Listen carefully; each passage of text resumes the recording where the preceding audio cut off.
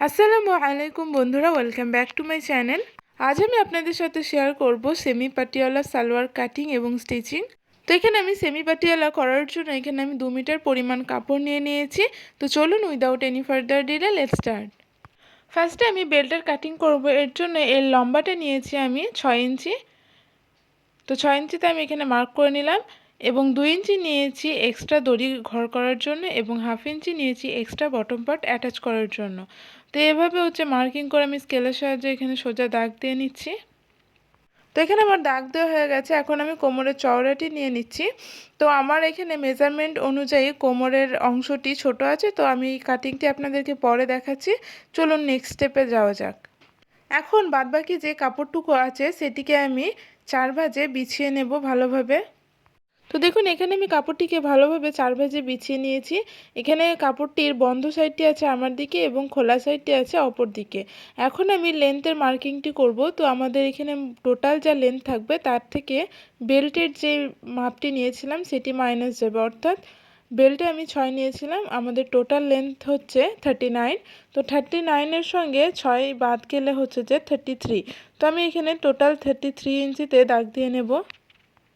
এখন আমি উপর থেকে বেল্টের জন্য 6 ইঞ্চি পরিমাণ বাদ দিয়ে টোটাল 33 ইঞ্চিতে দাগ দিয়ে নিচ্ছি এবং হাফ ইঞ্চি এক্সট্রা অর্থাৎ 33.5 ইঞ্চিতে দাগ দিয়ে নিচ্ছি।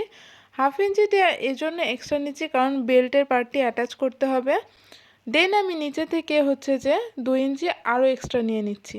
নিচে যেই 2 ইঞ্চিটা আমি এখানে এক্সট্রা নিলাম সেটা বক্রম অ্যাটাচ করার জন্য। এখন আমি পুরো কাপড়টিতে সোজা দাগ দিয়ে নিচ্ছি। দেন এই সাইডে মেজার করে নিচ্ছি। তো এখান থেকে আমার এটা 30 ইঞ্চি, তো 30-এর হাফ 15। তো এখানে আমি 15 ইঞ্চিতে দাগ দিয়ে নিলাম। এখন আমি মুহুরির অংশটি নিয়ে নেব। তো মুহুরি 6 এবং 1.5 ইঞ্চি আমি এখানে এক্সট্রা নিয়ে নিয়েছি এবং নিচে আমি 6 ইঞ্চি মুহুরি এবং 2 ইঞ্চি এক্সট্রা নিয়ে নিয়েছি। দেন এভাবে আমি স্কেলের সাহায্যে মার্কিং অনুযায়ী দাগগুলো টেনে নিচ্ছি। তো এখানে আমার দাগ দেওয়া হয়ে গেছে। এখন আমি আসনের মাপটি দিয়ে নেব।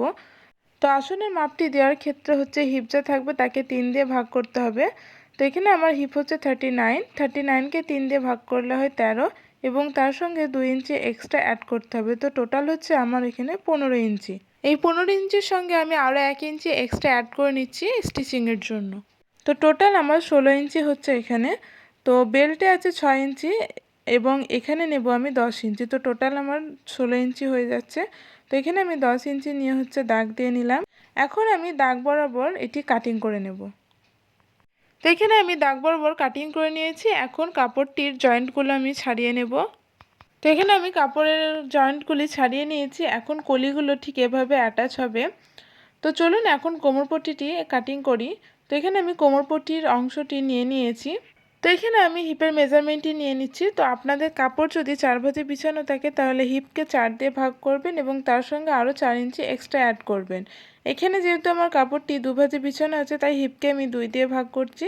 তো এখানে আমার হিপ 39, 39কে যদি আমি 2 দিয়ে ভাগ করি তাহলে হবে 19.5। তো এখানে আমি 19.5 ইঞ্চি নিয়ে নিচ্ছি এবং 4 ইঞ্চি আরও এক্সট্রা অ্যাড করে নিচ্ছি। তো এই কোমরপট্টিতে আমার জয়েন্ট পড়বে। তো এখানে আমার টোটাল 6 ইঞ্চি জয়েন্ট পড়বে। তো সাইডে যে কাপড়টি বেঁচে ছিল সেখান থেকে এখানে আমি জয়েন্ট দিয়ে নেব। তো সাইডের কাপড়টি ঠিক এভাবে আমি সেলাই করে জয়েন্ট দিয়ে নেব।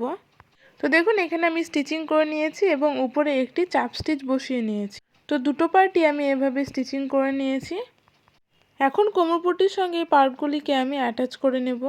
তো দেখুন এখানে আমি কোমরপট্টিটি স্টিচিং করে নিয়েছি। এখন 1 ইঞ্চি পরিমাণ মার্জিন নিয়ে এভাবে দাগ দিয়ে নিলাম এবং উপর থেকে এখানে 1.5 ইঞ্চি পরিমাণ এখানে মার্জিন নিয়ে নিচ্ছি এবং তার উপরে 1 ইঞ্চি পরিমাণ ফাঁকা রেখে আবার দাগ দিয়ে নিচ্ছি। অর্থাৎ এই মাঝের যে অংশটি ফাঁকা আছে এটা আমি দড়ির ঘর তৈরি করব। এভাবে আমি ডবল ফোল্ড করে দড়ির ঘরটি তৈরি করে নেব। তো দেখুন এখানে আমি স্টিচিং করে নিয়েছি, দড়ির ঘরটিও করে নিয়েছি। তো এটা আমার দড়ির ঘরের মুখের অংশটি। তো এখানে আমার কোমরপট্টির কাজ শেষ। এখন চলে যাব আমি বটম পার্টে। এখন আমি বটম পার্টে সাইডের কলিগুলো স্টিচিং করে নেব পার্ট বাই পার্ট। তো দেখুন আমি এখানে কলিগুলো স্টিচিং করে নিয়েছি, দু সাইডে আমি কলিগুলো অ্যাটাচ করে নিয়েছি। এখন কুচিগুলো করে নেব। এর জন্য আমি 2.5 ইঞ্চি পরিমাণ মার্জিন নিয়ে মার্কিং করে নিচ্ছি। তো এখানে আমার উভয় সাইডে 2.5 ইঞ্চি পরিমাণ মার্জিন নিয়ে দাগ দেওয়া হয়ে গেছে। এখন আমি কুচিগুলো করে নিচ্ছি। তো কুচিগুলো ঠিক এভাবে করে নিতে হবে, অর্থাৎ দুটো কুচির মুখ থাকবে মুখোমুখি। তো এভাবে আমি কুচিগুলো করে নেব এবং ব্যাক সাইডে হচ্ছে 1/2 ইঞ্চি পরিমাণ মার্জিন নিয়ে স্টিচিং করে নেব। তো দেখুন এখানে আমি কুচিগুলো করে নিয়েছি এবং ব্যাক পার্টও স্টিচিং করে নিয়েছি। এখন কোমরপট্টিটিকে এবং বটম পার্ট দুটিকে আমি উল্টো সাইডে করে রেখে হচ্ছে এভাবে পিন অ্যাটাচ করে হচ্ছে গোটা রাউন্ডে সেলাই করে নেব। তো দেখুন এখানে আমি কোমরপট্টি অ্যাটাচ করে নিয়েছি। এখন হচ্ছে নিচে বটমে আমি বক্রম অ্যাটাচ করব। এর জন্য মুহুরির মাপ অনুযায়ী আমি এখানে 2 পিস হচ্ছে বক্রম কাটিং করে নিয়েছি। তো এখানে আমি হচ্ছে মুহুরি অনুযায়ী দুটো বক্রম কাটিং করে নিচ্ছি দুটো পায়ের জন্য। তো বক্রমটিকে ঠিক এভাবে রেখে হচ্ছে একটি ফোল্ড করতে হবে, দেন উপরে একটি সেলাই এবং নিচে একটি সেলাই দিতে হবে এবং উপরের সেলাই থেকে ঠিক 2 সুত নিচে আরেকটি সেলাই এবং নিচের সেলাই থেকে 2 সুত উপরে আরও একটি সেলাই দিতে হবে এবং মধ্যের যে ফাঁকা অংশটি থাকবে সেটিতে আপনারা আপনাদের পছন্দ অনুযায়ী ডিজাইন করে নিতে পারেন।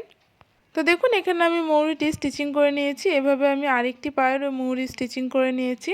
এখন হচ্ছে আমি পায়জামাটির সাইড স্টিচিং করব। এর জন্য পায়জামাটিকে আমি ভালোভাবে এখানে বিছিয়ে নিয়েছি। এখন মুহুরির মাপটি নিয়ে নিচ্ছি আমি। তো এখানে আমার মুহুরি হচ্ছে 6 ইঞ্চি।